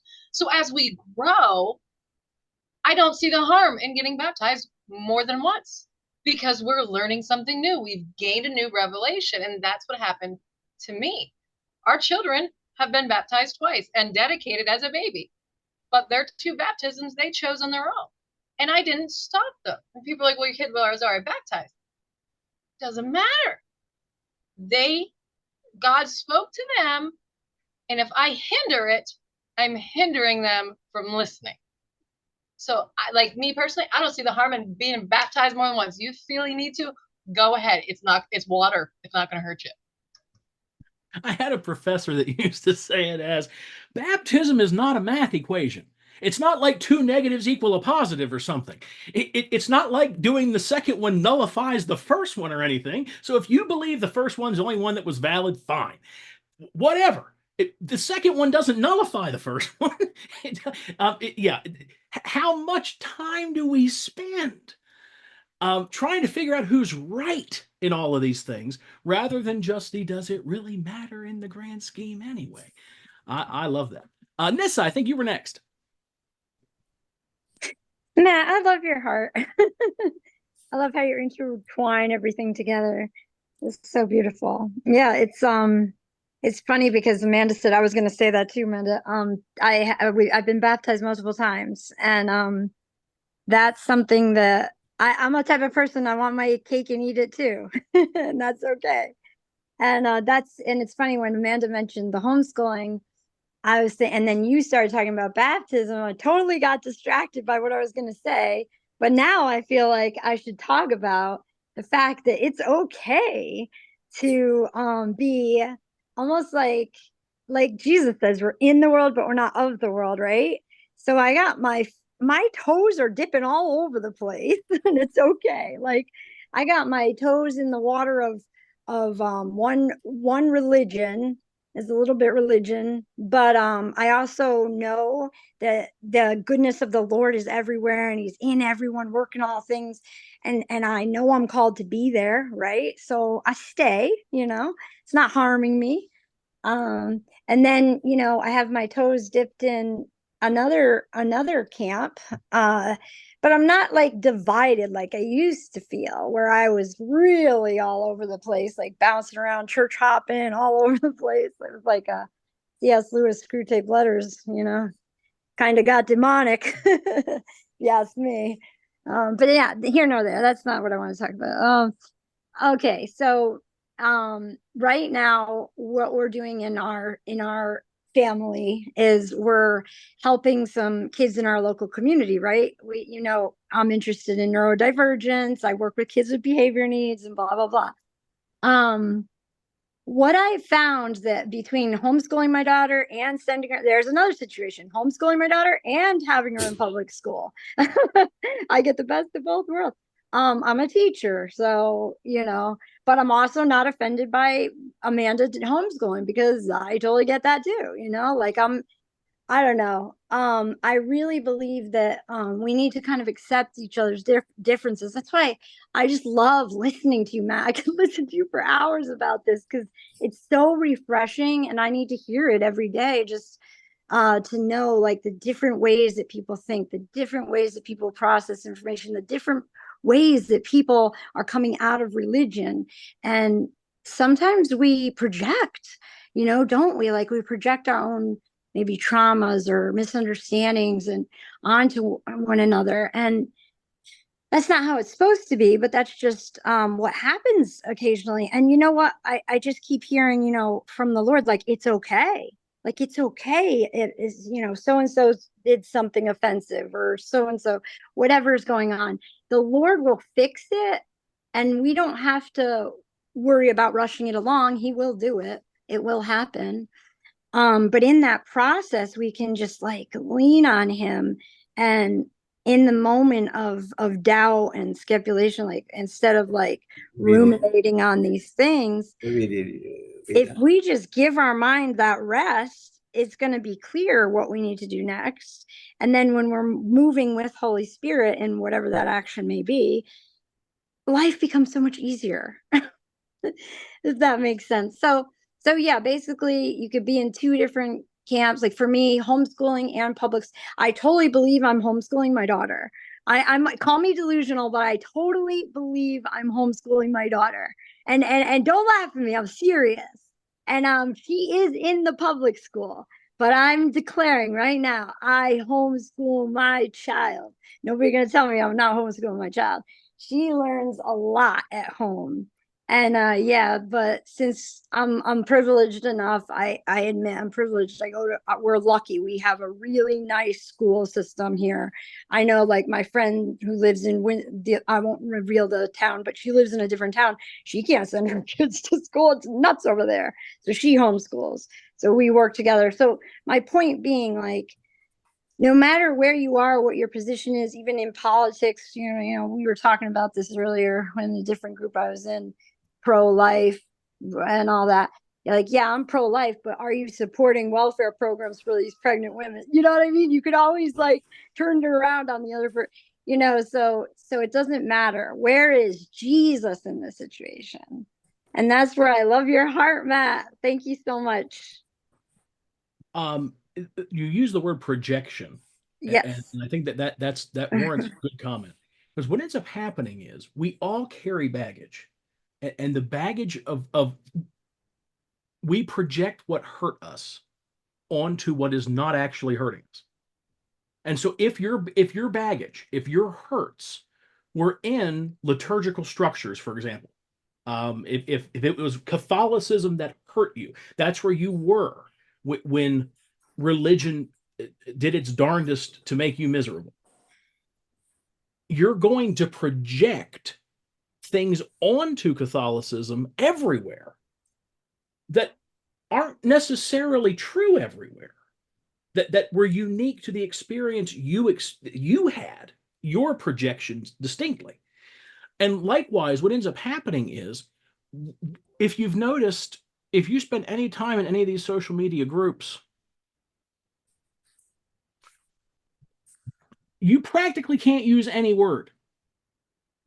Because as soon as you use any word, it triggers someone.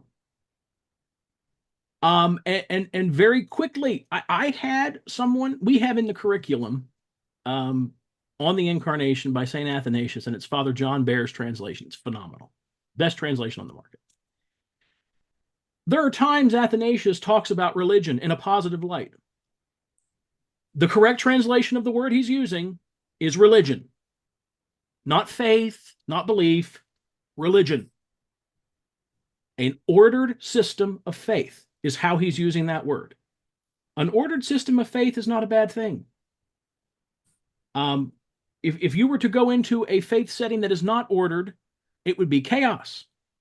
That's what Paul talks a lot about in 1 Corinthians.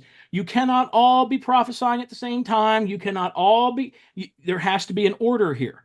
That's what the definition of the word religion means as used by Athanasius and translated by Father Bear. Religion is a triggering word. And so I had previously somebody audit in a class with us at GGS who got really upset that was in the curriculum. And I had to fight the urge to just, I'm sorry, I'm not going to eliminate Athanasius from the curriculum because the word religion triggers you. But I'm a shrink, so I found a kinder way to phrase that statement. But we're going to be triggered by all kinds of stuff. It's unavoidable to be triggered. At some point, we have to get beyond the trigger, beyond the projection, and into, and it's easier said than done, and get into what does the person mean by that word? When you say religion, what do you mean? Do you mean a legalistic system that's designed to force compliance and allegiance in order to be loved? I got a problem with that kind of religion. If by religion you mean an ordered structure of faith, I'm more neutral to that because I can see some instances where order is good. And so what do you mean by the word? Before we judge its usage, let's be sure we're clear on what they mean by it. A lot of our disagreements are based in each of us having different understandings of a word, and then just without ever defining anything.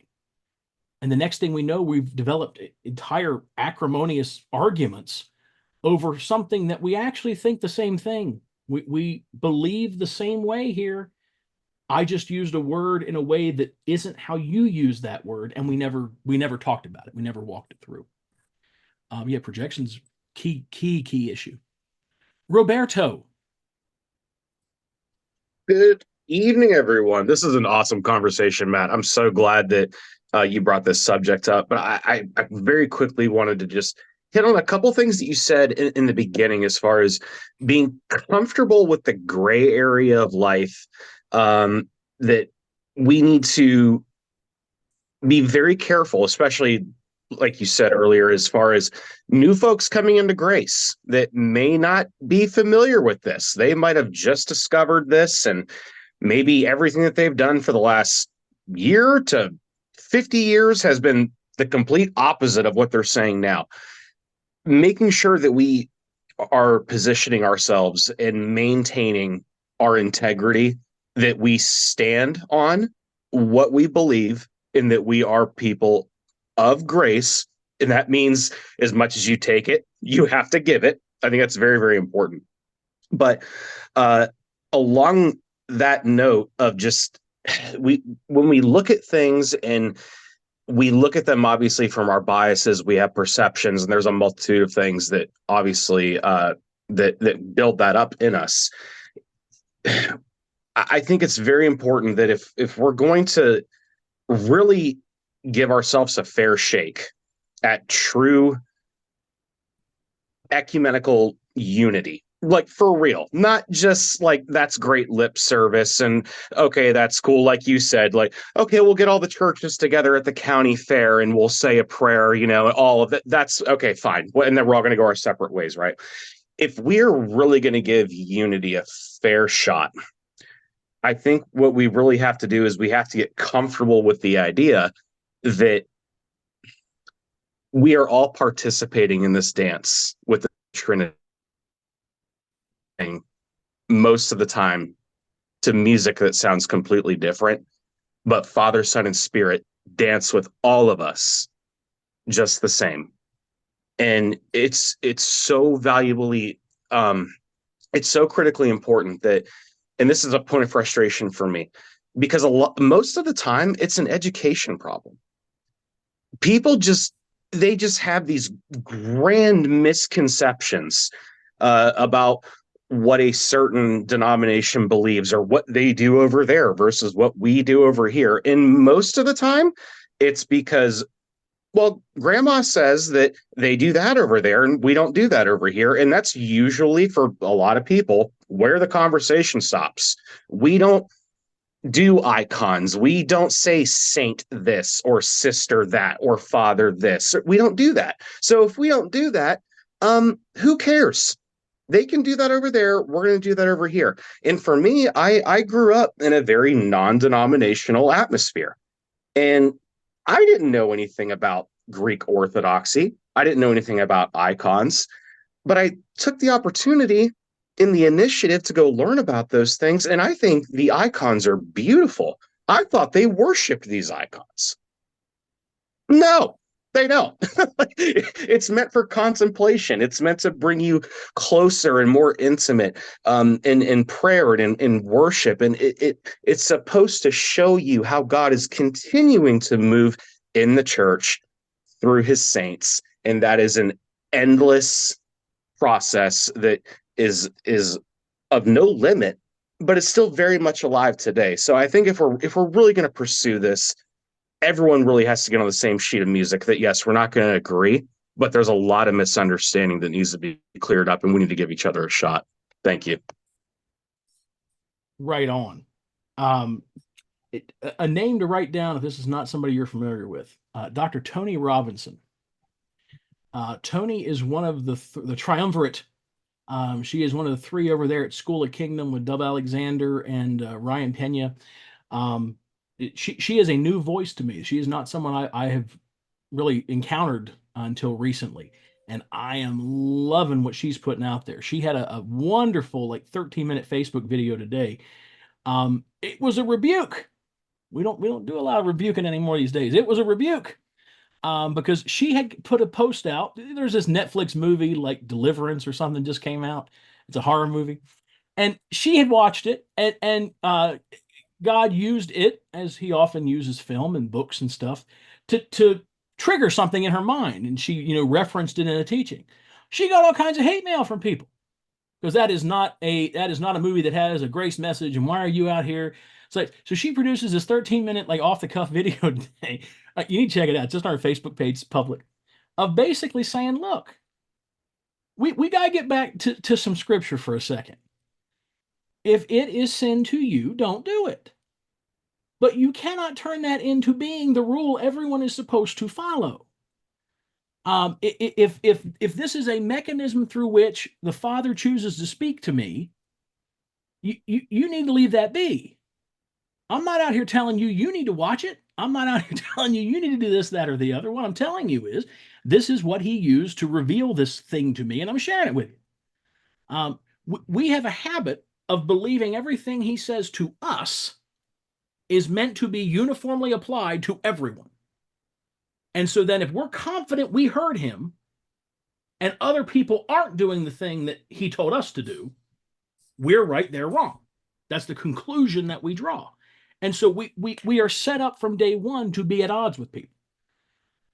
It's rising above that and just reaching a point of understanding. And while understanding, being okay. And I think Sel has something there. I sense it in the spirit, brother. I'm coming to you next. It is no secret to most of you on here, because I know most of you fairly well. I use the prayer book in my personal prayers. It is something that I started out doing a long time ago and gave up because it was something I thought I had to lay down. And it's something I've picked back up and find great value and beauty in.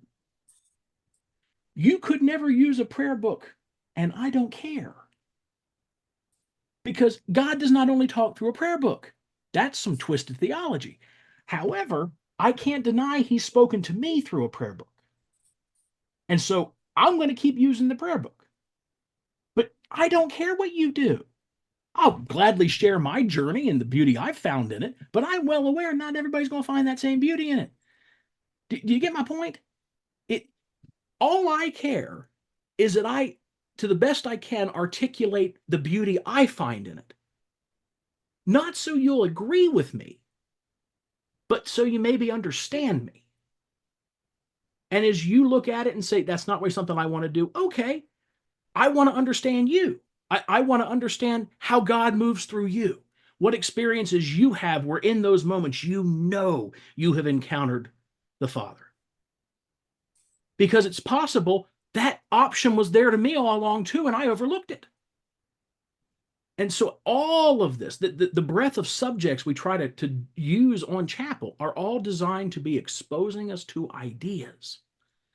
Ideas that are valid, not necessarily ideas that each and every one of us are supposed to assimilate into our lives, but just to understand what they are.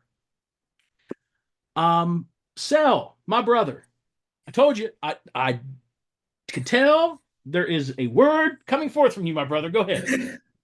Okay. God is working uniquely with everyone. So there is no duplicated kind of experience. God working with you will be pretty different from God working with me. So God is engaging as a father, as a son. Every son is different. So he's working uniquely with each one. So there is no general formula for every one of us. We cannot say, oh, God is working with me, so he is also working with you the same way. No, he's working uniquely with each and every one of us. And then I think Samantha, mentioned the only baptism that counts is Jesus' baptism. Jesus' baptism for everyone, for all of humanity. So you baptize 1 time, 2 times, 3 times, really doesn't matter. Only baptism is Jesus. So anyway, we are all growing together, we will have differences because our journeys are all different, but we are all maturing to become mature sons of God.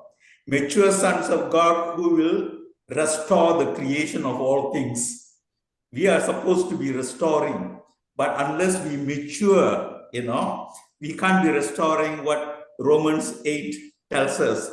We are supposed to be the sons of God, mature sons of God, so that we can bring restoration. So we are all still maturing at different stages, but we are going there. I'm sure God is working with each one of us differently, but he's maturing us so that in due time, I think God will release us so that we can bring about the restoration of all things. It is Christ working in us. God has given the mandate to humanity. We are supposed to be restoring the creation. The whole creation is waiting for the revealing of the sons of God. And we are the sons of God. supposed to be mature sons of God. I think Don Keathley mentions mature sons of God. Otherwise, we won't be restoring it properly. So I'm all excited about this restoration of all things.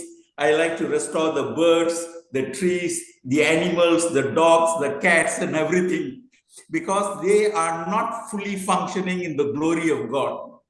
You know, I have a dog, husky, but he's not functioning in the glory of God, you know. And I watch birds, you know. Hey, they're all great, but God created us more than the birds, more than the, you know, all those things. So we are to be restoring. The whole creation is waiting. The glory is suppressed in them. And we are supposed to be restoring, but we have to mature ourselves first. And that so we are aligned with the heart of God, with the will of God, with the purposes of God. So I tell the Father God, hey, Father me, so that I can be a proper son, so that we can function together. It's always together. We are in union and oneness with God. So it is Christ working in us, Holy Spirit working with us, Father God working in us, and we are working together as a family, as you mentioned, beginning, family bringing restoration of all things. That's my take. Oh, Sal, the ambassador of joy. Sal, he referenced something, and that I can't let it go by because it was important. It was significant. The only baptism that actually matters is the baptism of Jesus. That is a hallmark of something known as cruciform theology. The idea that Jesus is self-emptying and takes on the human condition. He takes on humanity. Can we agree Jesus is the sinless lamb? Scripture's pretty clear, okay? Why then is he baptized? A sinless one has no need of baptism unless that sinless one has taken on all of humanity.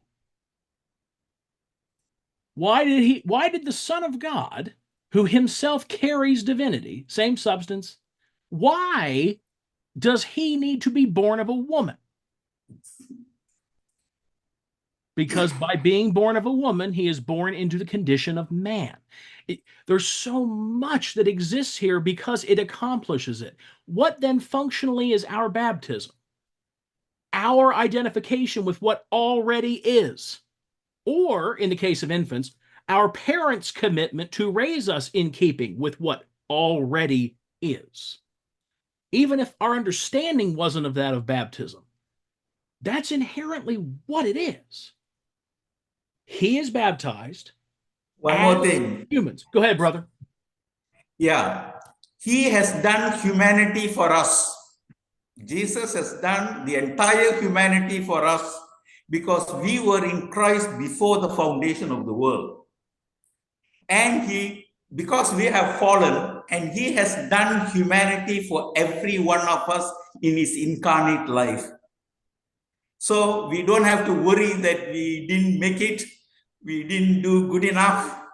He has done it perfectly for us, as us, and we don't have to worry about anything. Just enjoy the relationship with God. Enjoy the relationship with God. Be excited, you know. So this is all fun. I mean, God is not looking at you. He's just looking at the Christ in you. He's just looking the Christ in you, not our failures, not our shame, not our behavior. He is looking at the Christ in you. That is the only thing that counts. So yes, that's the only thing that counts. He is looking the Christ in you. That's it. He has done humanity, so we don't have to worry that we didn't do humanity well. Already done. I love it. Well, at this point, I think we will transition here to communion and call it an evening. As we get into the next steps in all this process, we're going to be looking at the first clause of the Apostles' Creed next time, 2 weeks from today. And it is shocking how long this is going to take us. like astounding how long this is going to take. The next video, I don't get past the word I. And while there is no vacuum of silence, I'm not fully capable of filling, I know. Still, one word for 28 minutes, that's a problem. But the first two, the next two lectures focus on the I believe of that Apostles' Creed. I believe. I don't even get to in God. I believe. That's as far as we're going to get. So I will have the links out there for you for those two.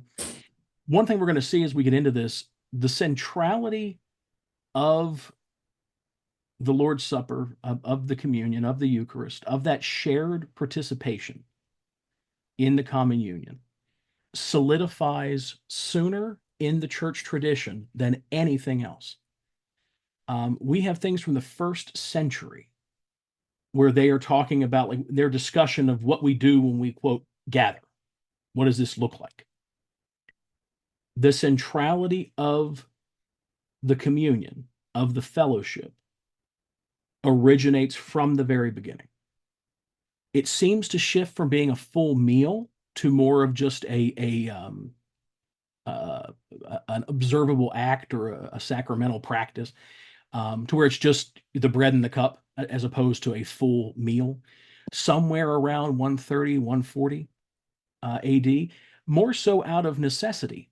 That's when the church is under its greatest persecution in the Greek world, and being able to put together an entire meal without the Roman government observing what you're doing became problematic. So let's just stick with the bare minimum of what was at that table, which the bread he broke and the cup that he shared. That practice continues for 2,000 years. I don't, no matter how relaxed the church environment you came from, I'm not aware of any Christian groups that don't do communion at least twice a year. We have retained that. So we can dispute the nature of how it should occur, whether a priest actually has to bless it. That's always confused me a little bit, because God's everywhere, so isn't he already in the bread and the cup? But nevertheless, but equally, we could also then argue our Catholic brethren are correct. It is literally the body and blood of Christ, because God is everywhere. So are we saying that when we as Protestants say it's not the body and blood of Christ, it's just a symbol? Is the bread and the cup the one place Jesus isn't? He's everywhere else except the bread and the cup? No. So again, semantics. We're arguing points of irrelevancy. What we encounter in it is our identity. It is an act of familial identification. And so it is significant. There is a reason the faith has retained it, even if we've not understood what it is or why it's significant.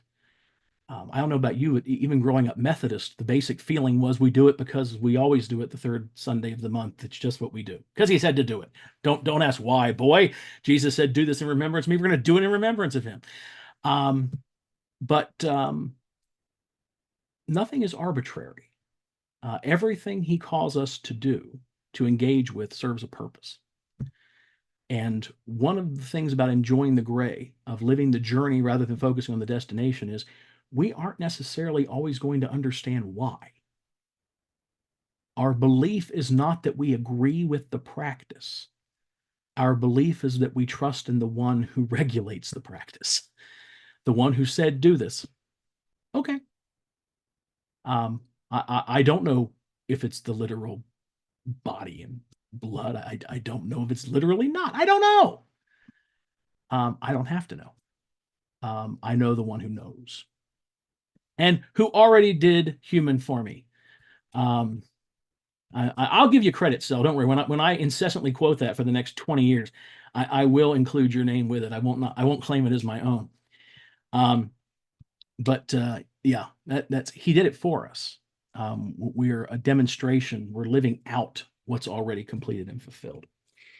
So as we transition over here, we're going to abbreviate this today, folks. Father, informing us in your image, in your likeness, you give us the ability to see with your eyes, to experience life through all that you are, and that you didn't just include a seat for us at the table, but you placed us in yourself so that we are eternally present at the table, eternally included in all that you, Father, Son, and Spirit are, all that you do, participants in your nature. And in engaging with the bread and the cup, we are reminded of who we really are. We're signaling to the community of faith more broadly that we acknowledge our placement in that community. We recognize that we are part of something that transcends the barrier of time and space, that it has existed before us, exists during us, and will exist even after we leave these bodies, but ever remain part of everything you are doing, albeit on a different side of the veil. And so, Father, as we take the bread and we take the juice or the wine, we know that you are present in those as you are present in all things, filling us with all goodness. We love you, Lord. We honor you. We trust you. And we're grateful, Father, that none of this is ever based on what we can believe or what we can hold, but in what you have already accomplished fully in, through, and as us. So for those of you who have your elements handy, we will go ahead and turn first to the bread, the body of Christ that was broken for us, broken for the purpose of not dividing, but of multiplying.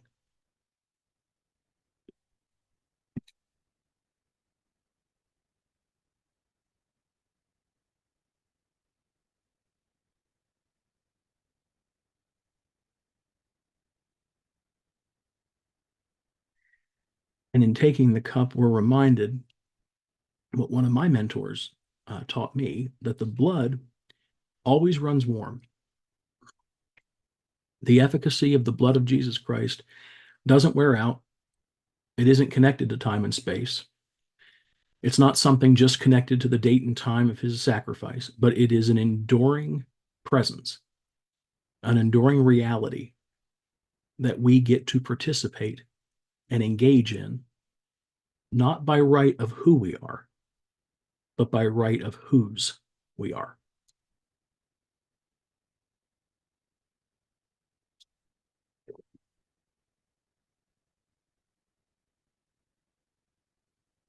Thank you, Lord.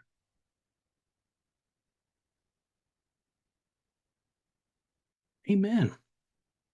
My brother Bill Wynn. Matt, when you were praying, it reminded me of a truism that has a really fascinating object lesson, that light drives away shadow, but never casts one of its own. And especially with young kids, this is interesting. If you turn the lights down and light a candle, and then shine a flashlight at the flame, it will not cast a shadow. Light drives away shadow, but never casts one of its own. And if we're called to be lights in the world, we have to remember, I hope I'm not casting a shadow wherever I go. I love that. And when we meaningfully reflect on our conduct, our conversation, our behavior, because you are loved regardless of those things, but those things still matter because they reflect the image to other people. That's a good indicator that we've gotten a little off track. Yep. Yep. Amen. Amen. All right. So for next time, take a look at the next two videos. I'll get those posted out on the groups and stuff here probably today or tomorrow. And then we'll regroup in 2 weeks and look at the I believe. And I swear, by all I hold holy and dear, we really can get to just discussion within the first 20 minutes. Carrie's traveling for work this week. She will be here in 2 weeks. Carrie has full license and authority to come in here and cut my mic at the 20-minute mark. But there was a lot of foundation stuff to lay today. And I appreciate no one pointing out that I misquoted the book of Philippians and attributed it to the book of Ephesians in the video. God bless each of you for that. Much appreciated. All right, beloved, we will see you next time. Be blessed.